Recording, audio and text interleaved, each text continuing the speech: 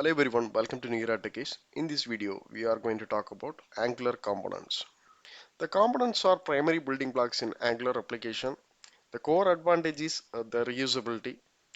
So in this video, I am going to explain how to create one component and how to use the components in our Angular application and also the type of components. Let me explain everything in the detail. First, I am going to the application. So whenever we created the application, we can see the default components. So the component consists of three files, one HTML and one CSS. The final one is TS file. First, let's go to the TS file. If you see the TS file, the components are created using the at component decorator, and also it has three important sections. The first one is selector. This selector is nothing but our component name. So next one is template URL. This represents which HTML file we are going to use for this particular component. The same way for style URL. This is for the style file and CSS file. And also this TS file doing very important role. Whatever logics we are going to write, everything we can write in the TS file itself. We can create the functions, and if you want consume some external services also, we can import in the top of that, and we can consume all the services. We will see all the features in our upcoming videos. This video I am completely going to explain about the components. First, let me going to create one component first. For creating the any component, we have the Angular CLI command ng generate c our component name. I am going to give my component name is header. Okay, great. Our components get created. Now let me go to the header folder. If you see here, the four files are get generated. And this one is for spec file for doing the unit testing. So whatever functionality we have written in the TS file, the same way we can implement the unit testing in the spec file. So based on that, we can complete our unit testing. Here I am going to do some changes now. Let me add one h2 tag.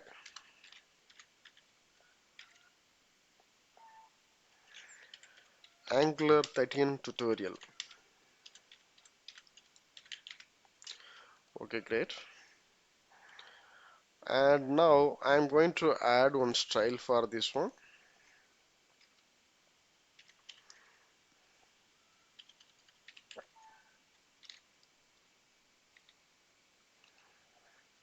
So the color is blue.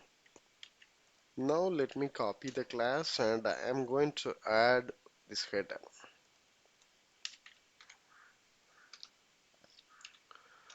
Okay, this is done. And also whenever we are creating any component, it will create based on the model only. As of now, I am not mentioning the model. That's what it's defaultly it's taking the app model. So if you see here, the components get updated in this place. So it's imported and also it's added in the declarations. If you are adding any models means it's supposed to add in this import place, and if you are creating the components means you have to add in the declaration side. So whenever we are executing the Angular CLI commands, this is not a mandatory thing because while component creating time it's automatically get updated. If you are trying to create any component manually, you have to update like this. Now I am going to call our newly created component in our app component. First I am going to see the TS file. I am selecting the selector name. Now come to the our app component. So our selector name is same as for component tag. Let me add it. Now we can verify our output. So the whatever text we added in the component, it's displaying here. And also I mentioned the component can be reusable. We can call n number of times also. It will work. I'm going to call once again. 3 times I called the component, so it's coming 3 times.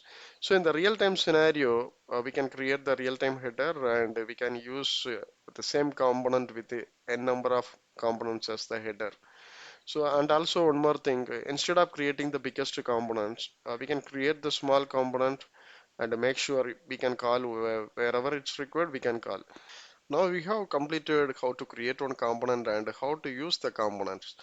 Now I am going to explain the type of components. The component has three types. One is inline style and another one is inline template. The final one is inline style and inline template. Let me explain with the scenarios. First I am going to create one component with the inline style. So ng generate component customer. So the inline style is inline then style. Okay, see the component is created. So it generated only three files including the test files. Basically it will generate four files. Now it's generated only three files. So let me go to the component. So the HTML file is generated. The CS file is not generated. If you see here, the styles section is added. If you see our previous component, it will say the styles URLs. Here we added actually file. Now the file is not generated. The style section was there. This is very useful scenario. In some cases, we actually not require the exact one CSS file. We may have some small changes like one or two lines CSS only. So instead of having the separate CSS file, we can manage in the component itself. The component means the TS itself we can handle.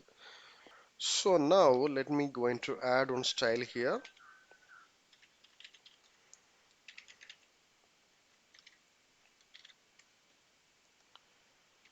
So the color is I am going to give red. Okay, fine. So let me go to the HTML side. Here I am going to use same h2 tag.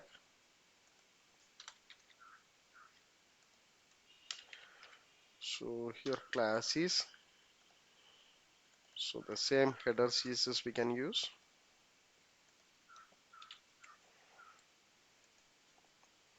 So inline style component. Okay, fine. Let me call the component also in our app component. So app customer.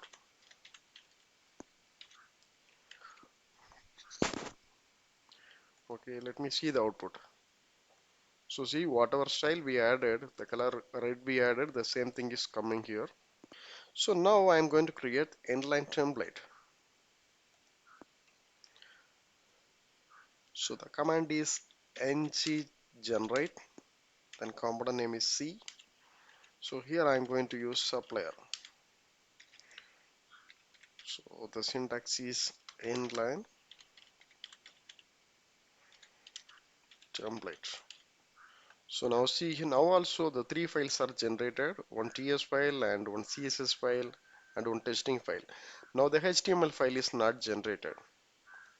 So let me go to the component. If I see the our TS file, previously we have the template URL. Now we have the just HTML content only. In some scenarios, we may not going to write a number of HTML lines. We may have one or two lines showing some messages, something like that. In this component, we not required to create the separate HTML file. Instead of that, we can do our HTML tags in the component itself. So let me do some changes here. I'm going to change the h2 tag. So mentioning the name is inline template component. So if required, we can use the style, otherwise it's not required. Let me copy the selector and I am going to the app component.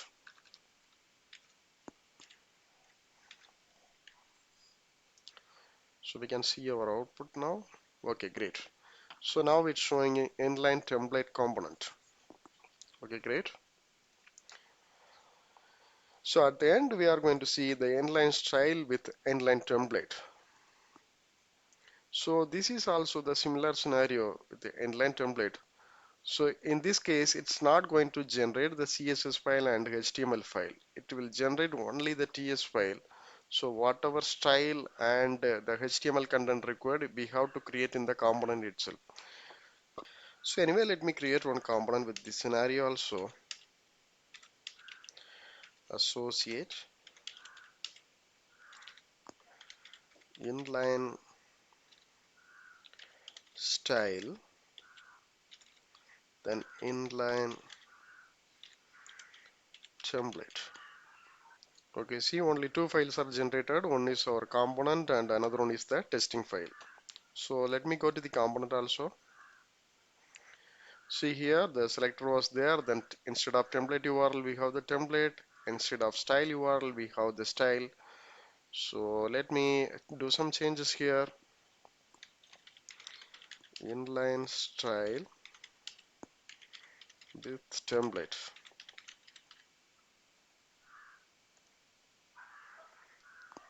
And in the style side also, I can add CSS header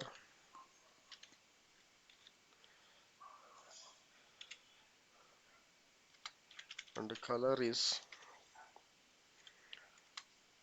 I can add yellow. So here also I'm going to change the tag as h2. Okay, done. So let me call in the app component and we can verify it.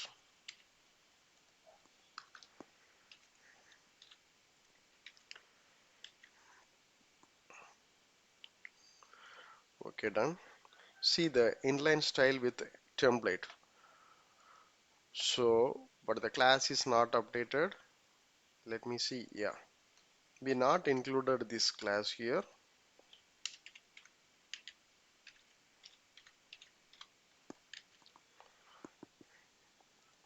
Okay, see the style also updated here. So now see whatever component we have created all for our app model. So we not mentioned any model here. That's what it's defaultly it's taking the app model. Now consider the situation. I'm having one more model here. I want to create the component for the particular new model. So let me explain that scenario also. First, I'm going to create one model first. Ng generate model. So my model name is login. Okay, done. And now I am going to create one component for this particular model. For generating the component ng generate C. So this component is for login model. So I'm going to give the login name. Now our component name is register. Okay, see the component is created. So let me go here. Okay, great. The component wise there is no change. But if I see here, it's updated in the login model. The register component is updated here. And if I seeing in the app model, it's not available. So this register model is not available. So in this case, I am unable to use this register component in our app component. So I am trying to use, let me see what actually happened.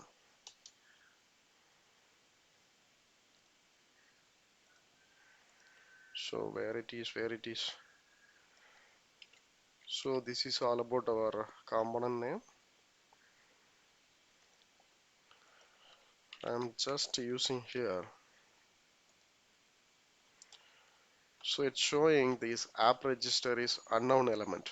Okay. So in this case, for accessing this component, first we need to add our newly created model in our app model. For that, first we need to import it.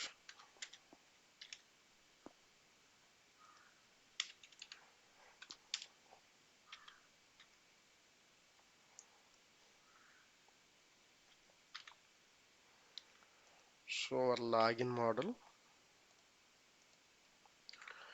Okay, done. Here I need to add the login model. So whenever the model is gets created, we need to add in the import side. Okay, this is all about the model. Then now I'm going to the login model. Here our component is registered. Now we have to use this component in the global way. If you are using normally within the our model means you just mention the declaration, that's enough. If you want to use in another model means you need to export it. Okay, fine. Let me add it here. Okay, this is all about the configuration. Let me verify from the browser. Yeah, it's fine. The register works. That means our component is working fine. So this is all about the components. I hope this video is very much informative about the components. Still, if you have any doubts or clarification, please post in our comment box. And also please don't forget to subscribe my channel. If you like this video, like and share to your friends. In our next video, we are going to talk about the models. Thank you.